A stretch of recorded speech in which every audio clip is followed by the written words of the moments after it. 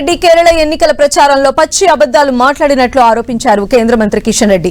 6 గ్యారంటీలను తెలంగాణలో అమలు చేయకుండా అమలు చేస్తున్నామని ప్రజల్ని మోసం చేస్తున్నారని మండిపడ్డారు.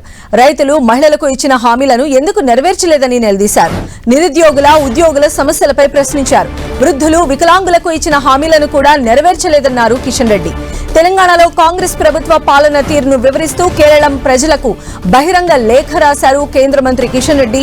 ప్రచారం కోసం కాదు, ఎన్నికల్లో కాంగ్రెస్ కు డబ్బులు ఇచ్చేందుకే రేవంత్ రెడ్డి, కాంగ్రెస్ నేతలు కేరళకు వెళుతున్నారని ఆరోపించారు.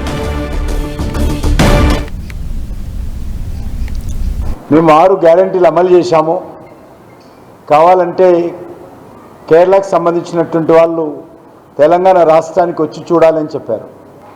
ఇచ్చినటువంటి 6 గ్యారంటీలు పూర్తిగా తెలంగాణ రాష్ట్రంలో వైఫల్యం చెంది, విఫలం చెంది, ఏ పథకం కూడా సమర్థవంతంగా అమలు చేయకుండా కేరళ రాష్ట్రానికి వెళ్ళి రండి చూడండి అని చెప్పి ధైర్యంగా చెప్పడం ఏదైతున్నదో మోసం చేయడంలో ఎంత ధైర్యం ఉందో అర్థం చేసుకోవచ్చు.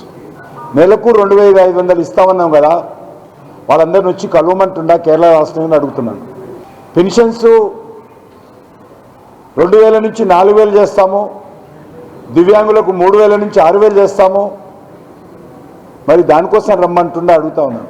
ఆహానా పెళ్ళంట స్వర్గీయ కోట శ్రీనివాసరావు గారు ఇంటికి పిలిచి అందరినీ చికెన్ మటన్ పెడతా, చికెన్ బిర్యానీ పెడతా అని చెప్పి గుమ్మానికి కోడి కట్టి అది కోసి మీకు వంట చేసి చికెన్ బిర్యానీ పెట్టిన అనుకోండి, జింజర్ చికెన్ పెట్టిన అనుకోండి, చికెన్ 65 పెట్టిన అనుకోండి, చికెన్ కర్రీ పెట్టిన అనుకోండి అని ఏ రకనైతే సినిమాలు చెప్పాడో రేవంత్ రెడ్డి గారు కూడా ఏ పథకాలు అమలు చేయకుండానే అమలు జరిగినట్టు అనుకోండి.